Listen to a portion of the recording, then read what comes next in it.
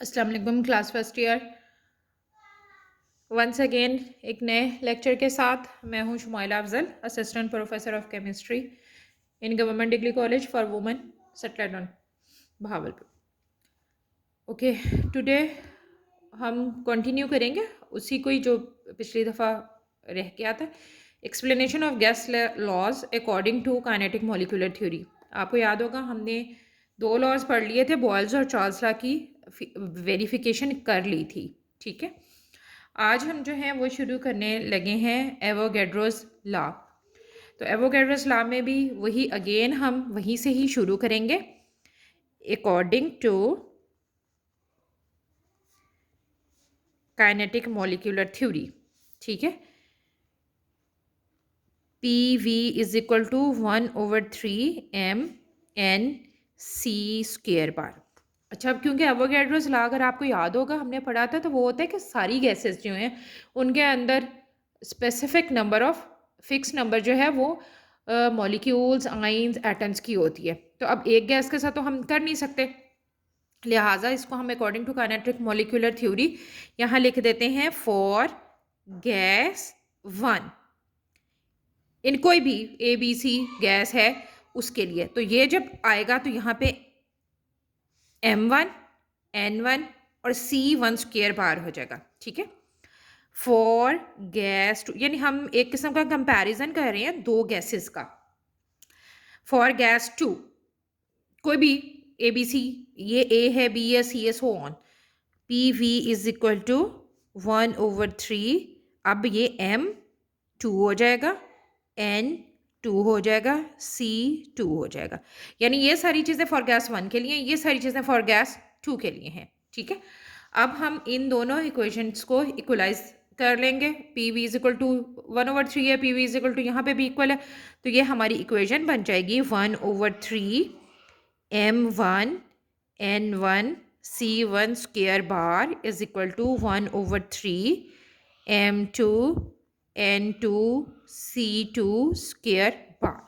ठीक है, अब हमने क्या करना है, हमने करना है multiply by 3 on both sides. दोनों तरफ जो है वो हम 3 से मल्टीप्लाई कर देंगे। ठीक है, तो हमारे पास क्या रह जाएगा, M1 N1 C1² bar is equal to M2 N2 C2² bar. ठीक है, ये हमारी इक्वेशन 1 हो गई, जो हमने P V is equal to 1/3 M1 N1 C1² से निकाल ली है। ठीक है, अब आगे जो है वो हमने दूसरी इक्वेशन कौन सी यूज़ करनी है। दूसरी इक्वेशन जो हम इसके लिए इस्तेमाल करते हैं वो वही जो हमने पहले भी बॉयल्स लॉ, चार्ल्स लॉ के लिए भी वही की थी, तो यहाँ पे भी ऐसे ही है। ये भी आपको पता है कि काइनेटिक मॉलिक्यूलर थ्योरी का ही पास्टुलेट है, तो उसी को ही हम लेके चलेंगे। यहाँ पे भी हम ऐसे ही लिख लेंगे for gas one, kinetic energy is equal to half MC²। ठीक है, अच्छा, अब फॉर गैस वन के लिए हैं तो ये दोनों जो हैं वो 1 और 1 आ जाएंगे। ऐसे ही for gas two, any other gas, यानी ये दोनों गैसेस, बस शो ये करना है कि ये दोनों गैसेस आपस में एक दूसरे से मुख्तलिफ हमने ली हुई है। हाफ M2 C2² बार, बिल्कुल वैसे ही जैसे हमने पहले इक्वलाइज किया है, इन दोनों को कर लेंगे तो हमारे पास आ जाएगा half M1 C1² is equal to half M2 C2² bar. ठीक है, और यहाँ हम क्या करेंगे अब, जी जनाब, multiply by 2 on both sides, क्योंकि यहाँ हमने 2 को ख़त्म करना है। ठीक है, ये आ जाएगा M1 C1² bar is equal to M2 C2² bar. ये हमारी इक्वेशन सेकंड हो गई है। ठीक है, अब हमने इक्वेशन 1 को इक्वेशन 2 से डिवाइड करना है, यानी इसको ऊपर रखना है। जैसे आप 2/4 लिखते हैं, ठीक है, तो 2, तो आपका आंसर 1/2 आ गया। ठीक है, तो यहाँ पे भी हमने बिल्कुल ऐसे ही करना है, हमने करना है डिवाइड इक्वेशन 1 बाय इक्वेशन 2। ठीक है, ये कुछ नहीं है, ये सिर्फ आपको समझाने के लिए मैंने लिखा था। अच्छा जनाब, अब हमने जब डिवाइड किया m1 n1 c1 square divided by m1 c1 square is equal to m2 n2 c2 square bar divided by m2 c2 square bar. ठीक है, अब हम इसमें से जो चीज़ें कटती हैं उनको काट देंगे ताकि जो है वो हमारे पास इसका आंसर जो है वो आ जाए। ठीक है, मैं आपकी आसानी के लिए कि आपको फिर बाद में जब आप देखो तो आपको ये ना हो समझ ना आए, ब्लू से नहीं काट रही हूँ, ये इससे कट गया, ये इससे कट गया, सेम है ना, ये m2 से कट गया, c स्क्वायर बार इससे कट गया क्योंकि सेम थे। ठीक है, और अब हमारे पास जो है वो आंसर क्या आ गया है, n1 is equal to n2, यानी number of molecules of gas 1 is equal to number of molecules of gas 2।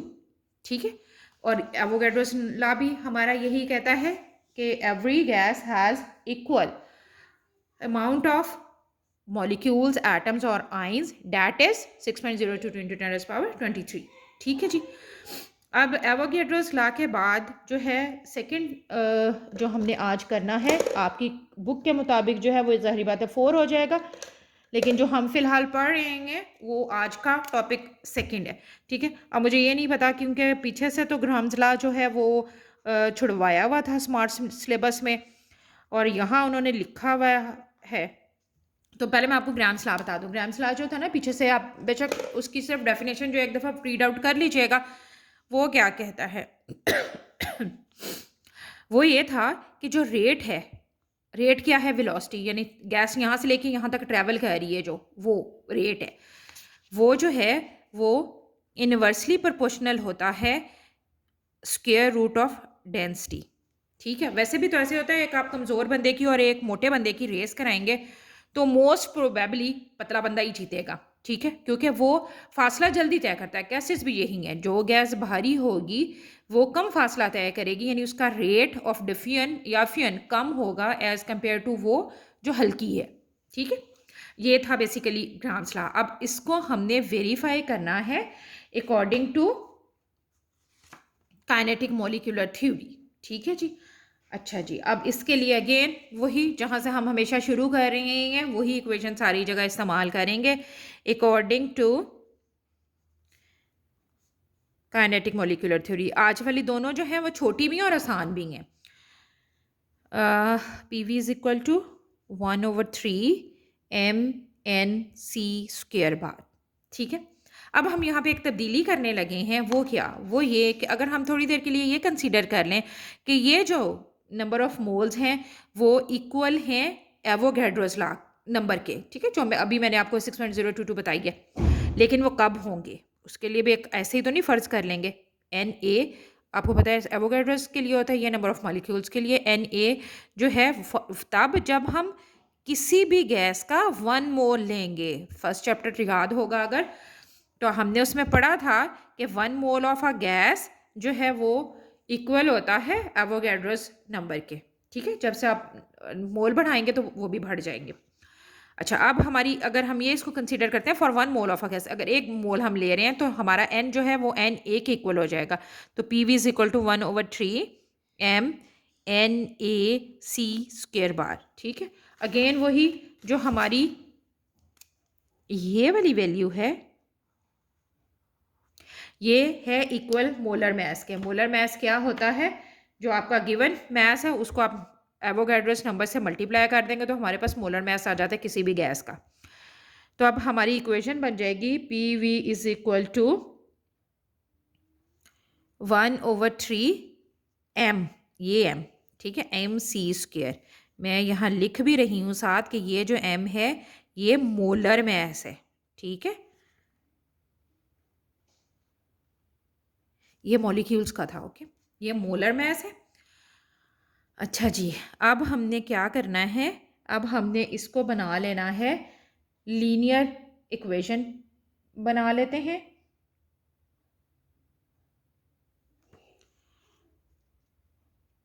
3 PV is equal to MC² और C² bar is equal to 3PV/M। ठीक है जी, समझ आ गई यहाँ तक। अब इससे आगे हमने चलना है, ये हमारा इसी के साथ का ही है पार्ट। ओके,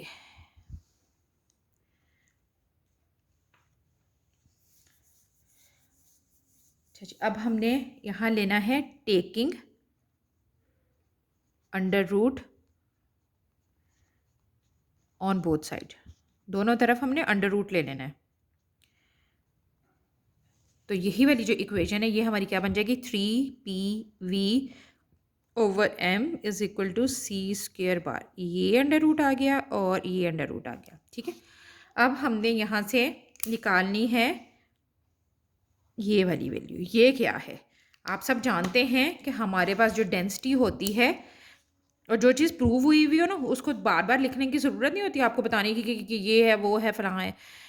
डेंसिटी होती है हमारे पास M/V, ऐसे ही है। तो V/M क्या हो जाएगी, इन्वर्स हो जाएगा। ठीक है, तो ये हमारी इक्वेशन बन जाएगी 3P/D is equal to C²। ये स्क्वायर अंडर रूट से कट जाता है, आपको पता है। C क्या थी, वेलोसिटी। ठीक है, उसी वेलोसिटी को हम कह लेते हैं रेट,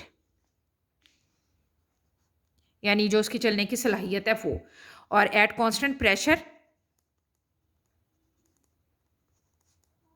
3 तो वैसे ही ज़ाहिर बात है कांस्टेंट है ना।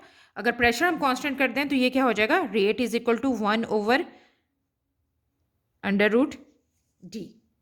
ठीक है जी, हो गया। जो आपको पहले शुरू में डेफिनेशन बताई थी वही निकल आई। यहाँ पे भी अगेन वैसे ही जैसे आपको बॉयल्स लॉ और चार्ल्स लॉ के लिए बताया था, यही आपने लिखना है यहाँ पे कि hence Graham's law is proved, और ग्राहम्स लॉ की डेफिनेशन भी लाजमी लिखनी है। ठीक है जी, ये तो थे हमारे 2 लॉज जो हमने कर लिए हैं। तो जो अगला टॉपिक है वो मैं आपको अगली वीडियो में समझाती हूँ, यानी आज के दिन में हम 2 वीडियोस जो हैं वो देखेंगे। ठीक है।